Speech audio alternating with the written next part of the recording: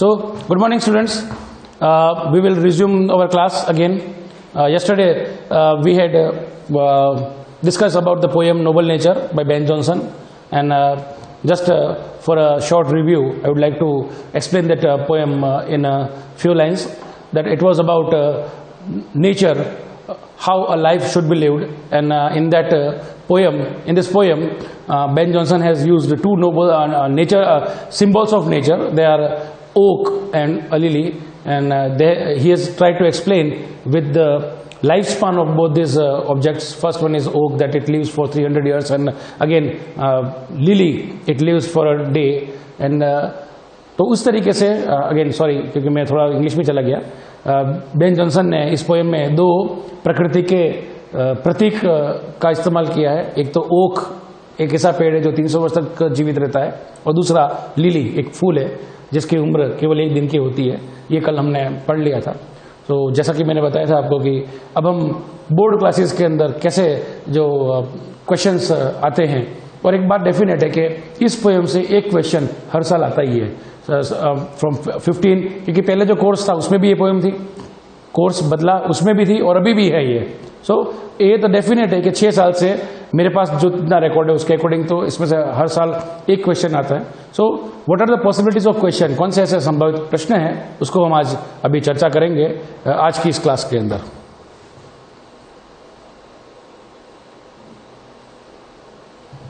जैसा कि आप देख पा रहे हो, एज यू कैन सी, मैंने कुछ मेरे तरीके से जो एक इजीएस्ट फॉर्म ऑफ लर्निंग है उस तरीके से आपको समझाने की कोशिश की है.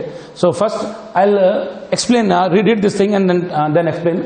First you can see the noble nature poem by Ben Jonson. This is the one of the most common questions कि every time it is asked who is the poet of the poem noble nature. So बहुत easy नाम है, the name is Ben Jonson, right?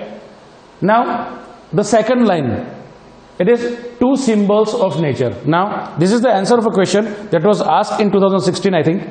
Question में पूछा गया था, how many symbols of nature has poet used in the poem Noble Nature? So, the very simple answer it is two symbols of nature.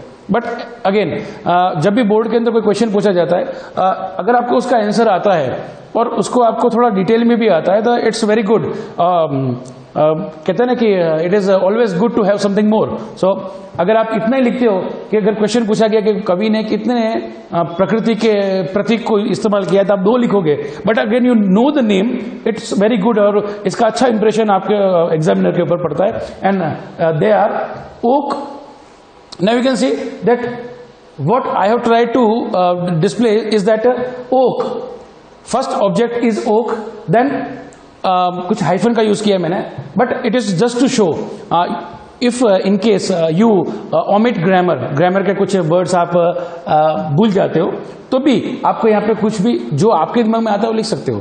Suppose यहाँ पे the best word is oak stands for, पेड़ जीता नहीं है, खड़ा रहता है. But अगर आप भूल गए तो आप यहां पे लीव्स फॉर लिख सकते हो. Okay, so this is the easiest form of writing the answers. So first basically is that oak stands for 300 years. बिल्कुल सिंपल, या और इजी करना हो तो ओक 300 इयर्स. ओके, ये हो गया उस ऑब्जेक्ट का नाम.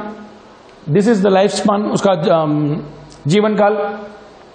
And this is the result, how it ends with the life. उसका जीवन खत्म होने के बाद कैसा होता है. कई बार आप लोगों ने सोशल मीडिया पे या कहानियों में देखा होता है कि एक इंसान ने अपने जीवन में क्या कमाया, ये उसकी जो अंतिम यात्रा होती है उसके साथ दिखता है. एक आदमी मर जाता है तो उसकी जो शमशान घाट ले जाते हैं, उसकी जो अंतिम यात्रा होती है मोक्ष की, उसके पीछे जो काफिला चलता है वो बताता है कि इस आदमी ने, ये आदमी कैसा था. So basically what I am trying to say is that when oak lives after 300 years, 300 years is a very big span. 300 साल इतना होता है कि almost we can say that we have seen 4 generations, 4 generation गुजर जाती है. सो 300 साल की उम्र होती है. And what is the result, it becomes dry piece of log. लकड़ी का सूखा टुकड़ा बन जाता है, किसी के काम का नहीं होता है. And the second object we well know, it is lily. Lily फूल होता है, लिव्स फॉर अ डे, एक दिन के लिए जीता है. Remember my dear, it lives for a day and it is known as flower of light. उसको फ्लावर ऑफ लाइट कहते हैं। क्यों? क्योंकि उसके अंदर एक वो तेज होता है कि वो जो एक दिन में जीते भी सबका ध्यान आकर्षित कर लेता है। गिव्स हैप्पीनेस एंड जॉय, हमको खुशी देता है।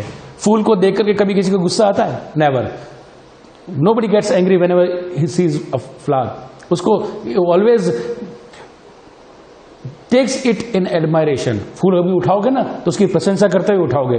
अगर आपके हाथ में मोगरा है, अगर गुलाब है, और कोई सा भी फूल हुआ, मैं तो कह रहा हूं there are many objects of beauties in nature. आप किसी भी उसको उठाओगे, किसी भी फूल को उठाओगे, पहली प्रतिक्रिया क्या करोगे आप? You will try to smell it, उसको सूंघने की कोशिश करोगे। So this is how it goes कि फूल जो होता है उसकी प्रकृति होती है, तो it gives happiness and joy. So these are the basic answers. Again we will revise the noble nature poem by Ben Jonson. This is the answer of the question, who is the poet of the poem. Two symbols of nature, ये पूछा जाता है जब कितने object है, और always right oak and lily. अगर इनके अंदर पूछा जाता है कि what are the qualities of oak, तो आपको लिखना है the qualities of oak that it is a tree that lives for 300 years but at the end it is of no use, it becomes dry piece of log. Then अगर ये पूछा जाता है कि what are the qualities of lily, तो आपको ये definitely लिखना है it lives for a day, it is a flower of light and it gives happiness and joy.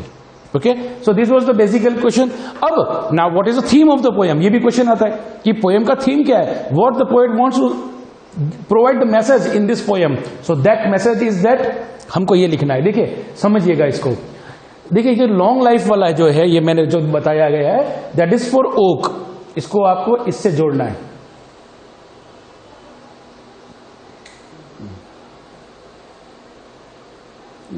Where is the pen? This is the pen. As you can see, that is related with long life. Oak lives for 300 years and it becomes dry piece of log. अब ये क्या आ रहा है कि long life with no noble deeds. अगर आपने जीवन में कोई अच्छे काम नहीं किए हैं, जीवन कितना ही लंबा जी लिया, is of no use, वो किसी काम का नहीं है। And then we compare with the second one, that is lily with short life. Short life with noble deeds. अगर आपका जीवन छोटा है, जैसे मैंने in my previous example previous class I give the example of Swami Vivekananda. जीवन काल कितना छोटा था, लेकिन अपने जीवन काल में कितना नाम कर करके गए कि आज भी अगर if you find the top 100 celebrities of the all over the all time of the world, then you will find definitely that there is the name of him. So ये उनके क्यों हुआ? Because of his noble deeds, अच्छे काम किए।